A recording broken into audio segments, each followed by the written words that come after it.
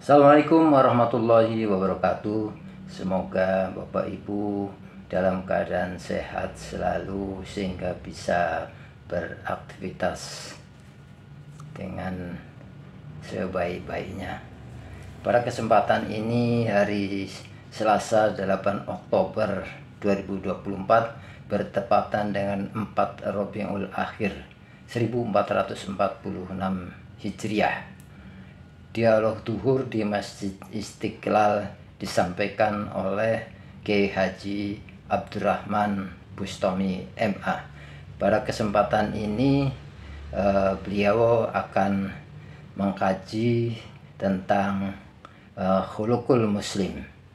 Marilah untuk menyingkat waktu kita ikuti bersama-sama apa yang disampaikan oleh Al-Mukarram Abdurrahman Bustami, agar kita bisa menambah ilmu untuk kemudian kita bisa melaksanakan dalam kehidupan sehari-hari.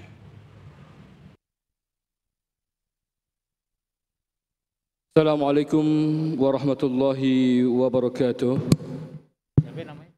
Alhamdulillahi rabbil alamin wa bihi nasta'inu ala umurid dunya waddin. Wassalatu wassalamu ala ashrafil anbiya'i wal mursalin sayyidina Muhammadin wa ala alihi wa sahbihi ajma'in, amma ba'd.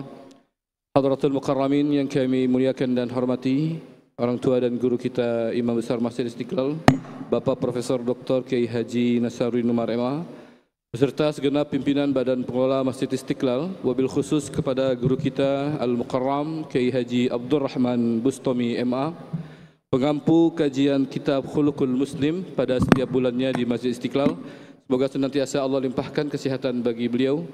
Juga para alim ulama, para asatidz, para guru, bapak dan ibu yang hadir di lantai utama Masjid Istiqlal, maupun pemirsa kanal YouTube Masjid Istiqlal TV dimanapun berada. Alhamdulillah, pada siang hari ini selesai kita melaksanakan sholat zuhur berjamaah di hari Selasa tanggal 8 Oktober 2024 bertepatan dengan 5 Rabiul Akhir 1446 Hijriah. Mari kita rangkaikan ibadah kita, kebaikan kita di hari ini dengan mengikuti kajian dialog zuhur di Masjid Istiqlal pada tiap harinya. InsyaAllah akan berlangsung selama kurang lebih 30 menit.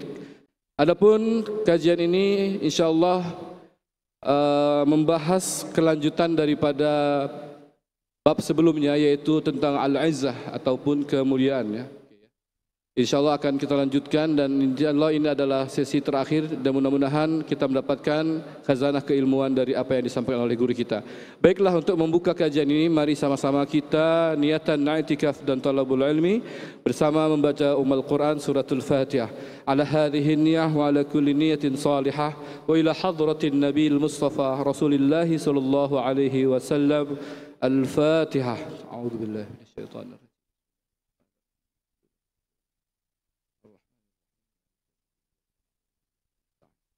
Inna siratal mustaqim siratal ladzina. Amin ya rabbal alamin. Marilah untuk mengefisiensikan waktu, mari kita sama-sama menyimak kajian kitab Khuluqul Muslim yang dikaryakan oleh Syekh Muhammad Al-Ghazali, seorang ulama Mesir, yang itu bahasan pada kini tentang al-izzah yang disampaikan oleh guru kita Al-Mukarram Kiai Haji Abdurrahman Bustami MA. Kepada beliau kami silahkan dengan hormat.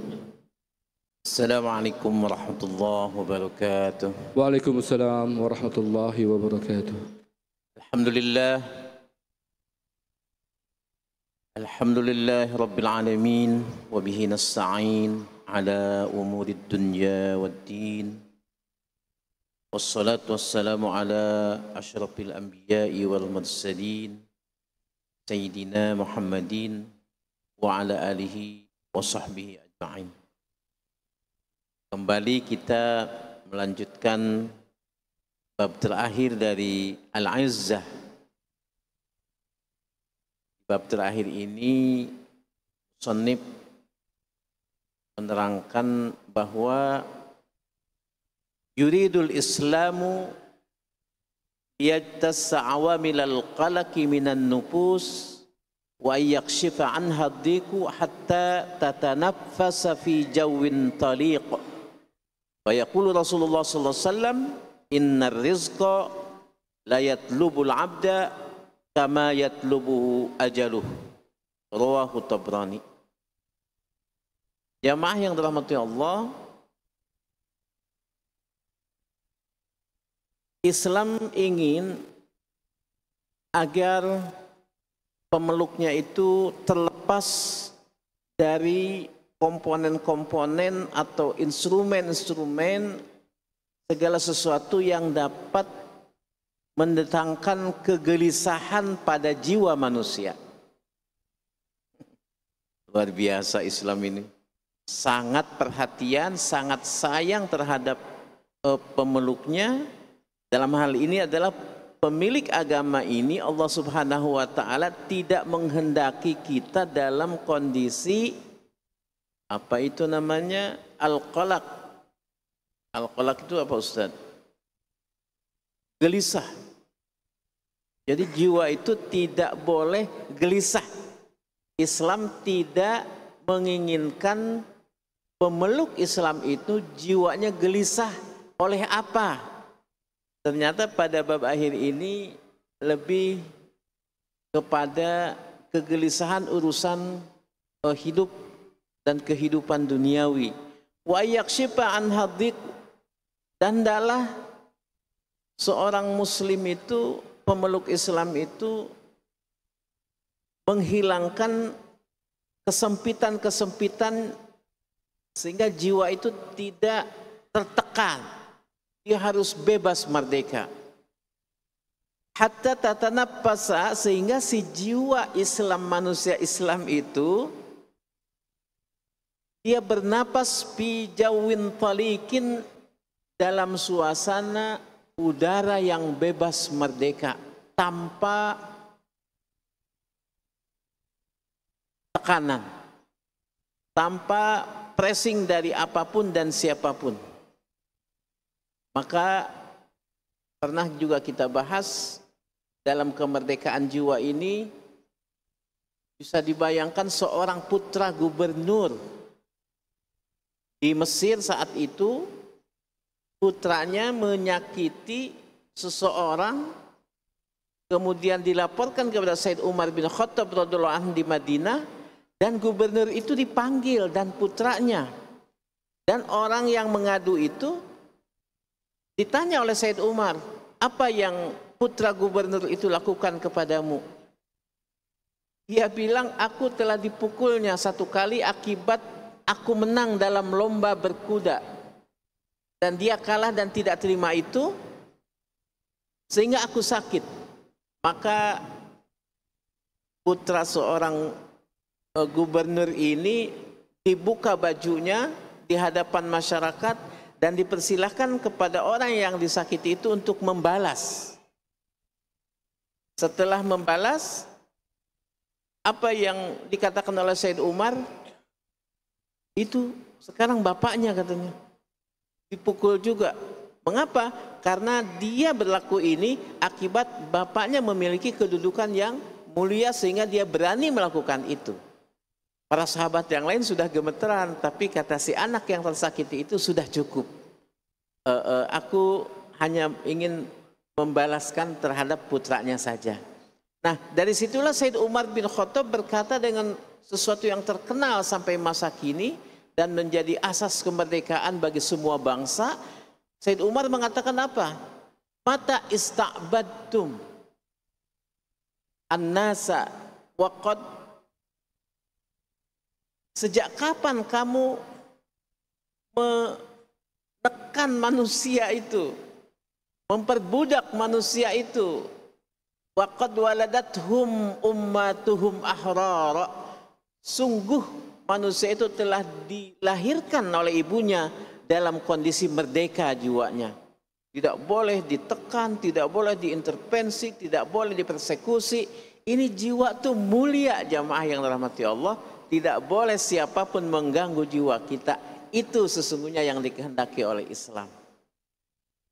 Tapi dalam hal ini musannif mengeluarkan sebuah hadis dari Imam Tabrani, maksudnya supaya si jiwa ini tidak gelisah untuk urusan duniawi. Di mana Rasulullah SAW bersabda, Innar rizqa la yatlubul abda kama yatlubuhu ajaluh. Yang maknanya adalah sesungguhnya rizki itu layat lubu, dia akan mengejar, dia akan mencari. Karena rizki itu kan makhluk Allah, Pak. Makhluk Allah yang ditugaskan pula oleh Allah Ta'ala.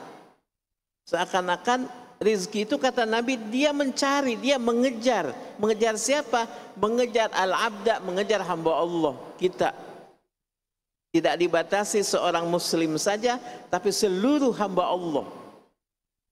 Baik agama apapun, Nabi bersabda, sesungguhnya rizki itu akan mencari dengan pasti, tidak akan salah, dia terukur dan tertakar.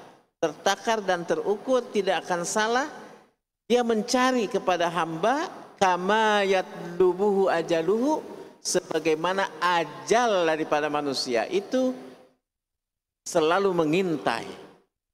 Dan sudah ditakdirkan, digariskan, usianya akan 72 tahun, usianya akan 82 tahun, atau akan mati pada masa muda, itu sudah tertakar, Pak. Sama dengan rezeki. Nah, dari hadis ini Al-Imam Ghazali juga sudah kita terangkan pada bulan lalu membagi rezeki 3. Kemudian Imam Syafi'i juga sekali lagi saya ucapkan, saya kemukakan. Imam Syafi'i juga mengatakan, jika rezekimu jauh terhalang oleh 7 lautan yang amat dalam, rezeki kita nggak paham, jauh, tapi diajali sudah ditentukan untukmu, pasti rezeki itu datang juga kepada kita.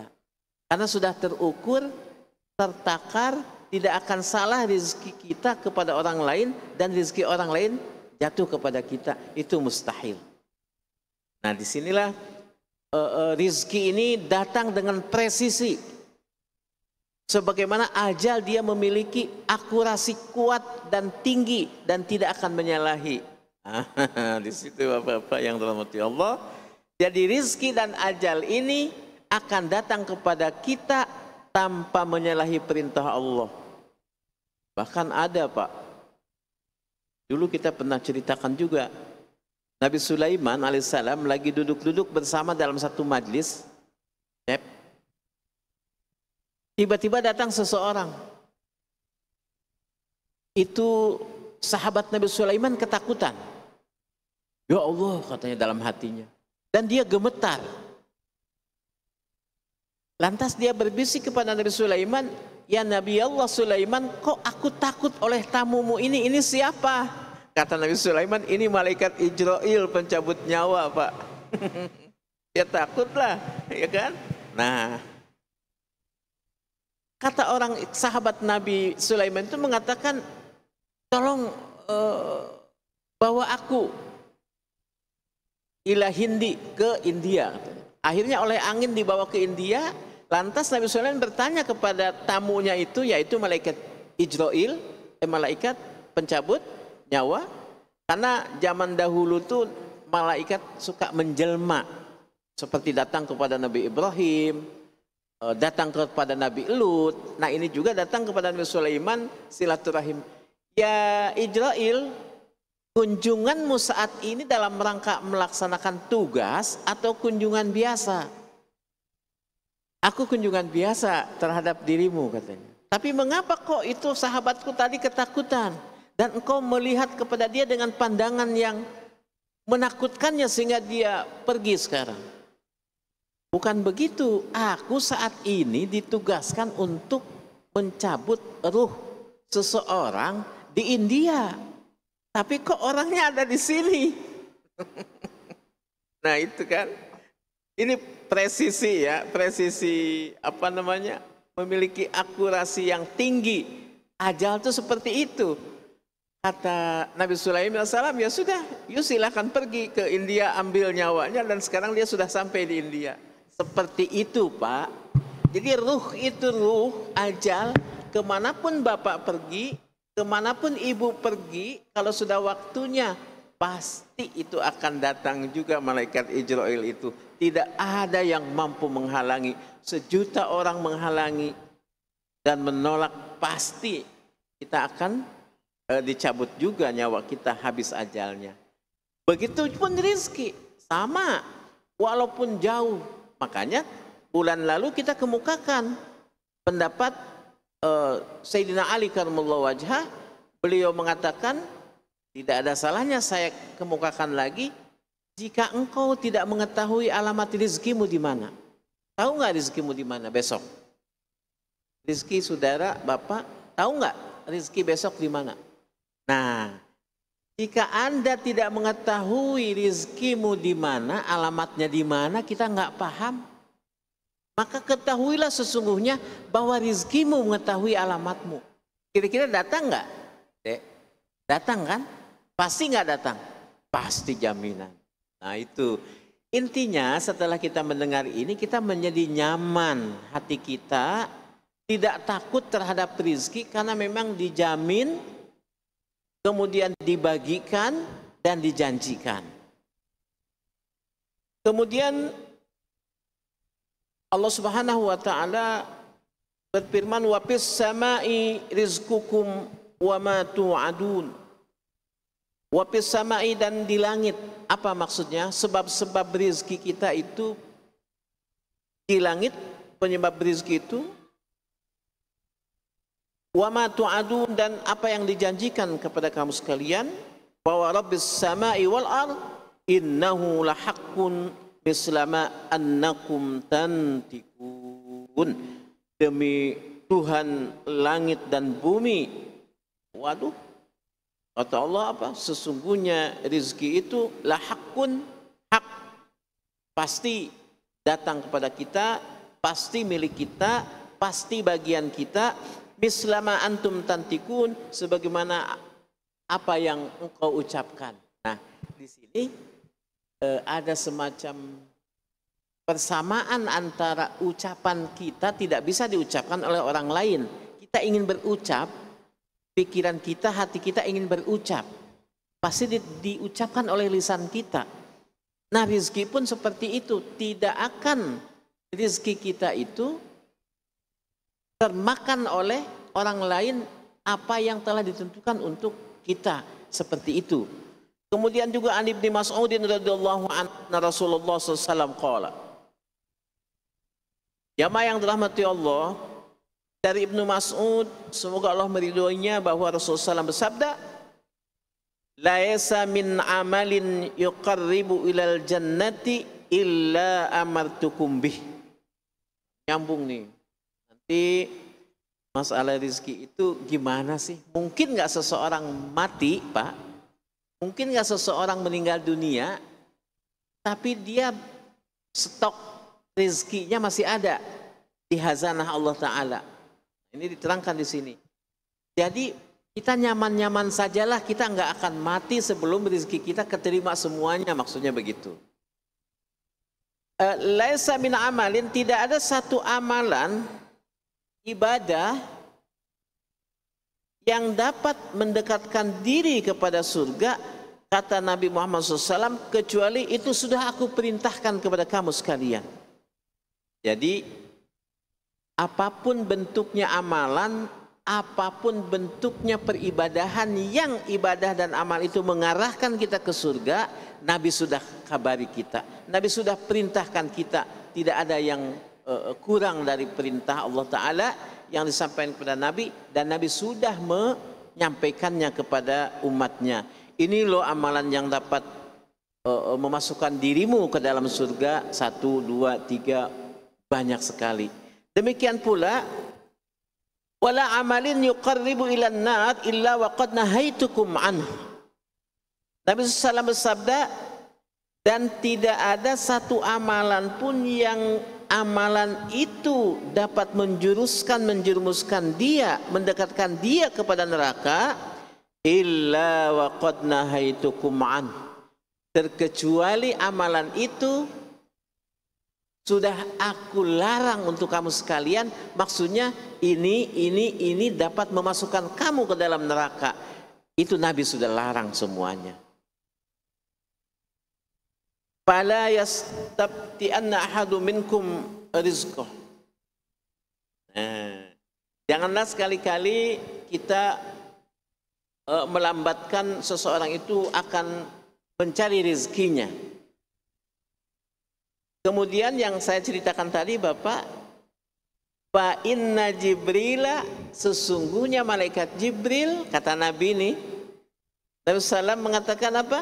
Sesungguhnya malaikat Jibril al-qafi raw'i, malaikat Jibril menghujamkan ke dalam pikiranku, ke dalam hatiku, ke dalam pikiranku, anna ahadan minkum, sesungguhnya tidak satupun dari kamu sekalian, la yakhruja minad dunya, tidak akan keluar dari dunia ini, kata Nabi, diwahyukan oleh Jibril. Masalah kata malaikat Jibril, ya Muhammad, manusia itu atau umatmu itu tidak akan keluar dari muka bumi ini, alias meninggal dunia, terputus ruhnya, terhenti ruhnya, illa hatta yastakmila rizqahu, sehingga sempurna rizkinya diterima. Bapak misalkan nih, setelah dengar ini, Bapak mungkin nggak Bapak mati, meninggal dunia, sementara rezeki Bapak masih ada? Nggak mungkin. Makanya Bapak kalau nggak punya uang, jangan gelisah. Oh berarti kita tandanya bakal panjang umur, karena stoknya masih banyak. Ada kawan kita dikasih kawan biasa saja, sulit Pak. Hidupnya sulit, saya paham dia sulit. Tiba-tiba dapat bisnis, kalau di kampung tuh disebutnya biang bohong tuh. Dia bisnis tanah Pak, jadi maklar. Dia dapat sekian miliar. Waduh, banyak untuk ukuran di kampung tuh luar biasa banyak. Dia beli rumah, dia beli kendaraan yang kendaraannya juga melebihi ekspektasi dia dalam hidup. Tiba-tiba setelah 1 bulan meninggal Pak. Oh berarti rezekinya sekaligus tuh diterima oleh dia. Jadi kita kalau lagi bengek, lagi nggak punya uang, misalkan lagi agak-agak sulit, kita nyantai saja. Kita husnuzon kepada Allah. Allah menahan rezeki kita sedikit, guna kelangsungan umur kita jadi panjang. Paham ya Pak ya? Nah. Begitulah ceritanya. Jadi la yakhruja minad dunya, dia tidak akan keluar dari dunia ini hatta yasakmila rizqahu, sehingga dia sempurna rizkinya. Sudah, kita sekarang sudah punya keyakinan bahwa Allah tidak akan mencabut nyawa kita sebelum rizki kita terima seluruhnya. Tenang nggak Pak? Jadi orang kalau meninggal tuh, makanya orang ditanya, kenapa dia meninggal? Ada yang jawab begini, ya sudah waktunya. Lah itu biasa jawaban. Ada yang unik jawabannya, kenapa dia meninggal? Rizkinya habis katanya. Rizkinya habis, emang betul. Artinya hadis ini, hatta yastakmila rizqahu, hatta dia sempurna diterima oleh dia rizki. Macam-macam rizki. Macam-macam, bukan hanya duit saja, bukan hanya dunia saja. Fattaqullah ayuhan nas. Nabi selanjutnya bersabda, kalian takutlah kepada Allah, hati-hatilah dalam hidup ini wahai manusia, wa ajmilu fit talab, dan indahkanlah dan baguskanlah fit talab, dalam rangka kita mencari rezeki itu harus baik, harus indah, jangan menipu, jangan mengecoh, jangan korup, jangan yang haram dimakan. Itu maksudnya wa ajmilu di situ. Kita harus indahkan pola mendapatkan rezeki itu bagaimana. Jangan sampai dengan rezeki datang kepada kita itu melalui kita dengan menyakiti sesama hamba Allah. Itu indah. Maksudnya seperti itu ya Pak ya. Jadi wa ajmilu fit talab, dan indahkanlah proses dalam pencarian rezeki itu. Fa in sabtu ahadun minkum rizqahu fala yatlubuhu bi maksiatillah. Dan jika rizki kita suatu saat agak-agak lambat nih Pak, waduh, kita ini kok sulit banget. Nabi mengatakan apa coba?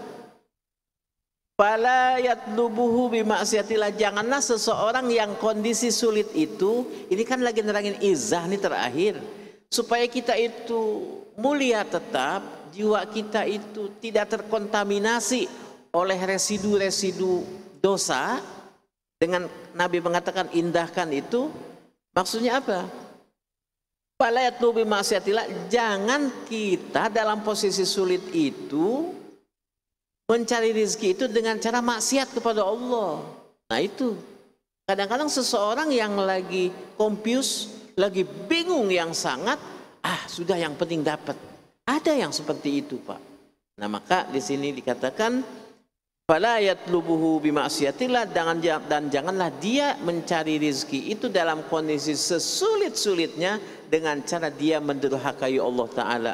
Mengapa? Fa innallaha la yunalu fadluhu bi maksiatih. Karena di situ fadl itu bisa juga kekayaan. Kekayaan daripada Allah Ta'ala tidak akan didapatkan dengan cara bermaksiat kepada Allah. Kesimpulannya, Allah tidak akan memberikan sesuatu harta yang bersih, yang baik, yang bermanfaat dengan cara yang tidak sehat. Itu maksudnya. Jadi walaupun dia korup misalkan 50 miliar atau 100 miliar, tetap itu tidak akan membawa kemaslahatan. Kenapa? Karena Nabi mengatakan apa? Fa innallaha la yunalu fadluhu bi maksiatih. Kan sesungguhnya Allah Ta'ala itu tidak akan didapatkan kekayaan dari Allah Ta'ala dengan cara maksiat kepadanya. Jadi Bapak jangan melihat orang yang kaya raya dengan cara yang tidak indah dan tidak halal, kita nggak usah juga minder ya. Malah kita harus berbangga-bangga dengan diri kita yang sulit ini, tapi kita mendapatkan sesuatu rezeki yang sedikit itu dengan cara yang indah sebagaimana yang diperintahkan oleh Nabi Muhammad SAW. Itu sesungguhnya judul besar daripada izzah ini, agar kita, jiwa kita tetap merdeka. Kata tadi hatta tatanaffasa fi jawin talikin, sehingga kita bernapas dengan udara bebas dengan tidak maksiat kepada Allah. Maksudnya seperti itu. Makanya ada syair kan, a'tini hurriyati atlik yadayya, katanya. A'tini hurriyati, berikanlah kemerdekaanku. Seorang gadis yang dalam posisi tergantung oleh seorang kekasihnya laki-laki, si wanita itu mengatakan a'tini hurriyati, berikanlah kemerdekaanku, atlik yadayya, lepaskanlah borgol yang membelenggu kedua tanganku akibat mencintai dirimu. Itu tuh orang Mesir ya. Kalau orang Mesir sudah bersair itu begitu. Nah, jadi diharapkan Islam ini mengharapkan bahwa kita dalam kondisi merdeka dengan tidak bermaksiat kepada Allah Subhanahu wa Ta'ala. Sampai di situ kita paham insya Allah bahwa izzah ini menyuruh kepada kita supaya jiwa kita ini tetap dalam kondisi Islam yang salih, mendapatkan rizki dengan tidak bermaksiat kepada Allah Subhanahu wa Ta'ala. Demikian barangkali ada hal yang. Baik, terima kasih kepada guru kita Al-Mukarram Kiai Haji Abdurrahman Bustami MA yang telah menjabarkan bab terakhir daripada Al-Izzah, kemuliaan ataupun kebanggaan menjadi seorang muslim. Yang tadi di awal bahwasanya tidak perlulah seorang muslim menjadi gundah gulana karena kesempitannya rezeki yang di hari ini.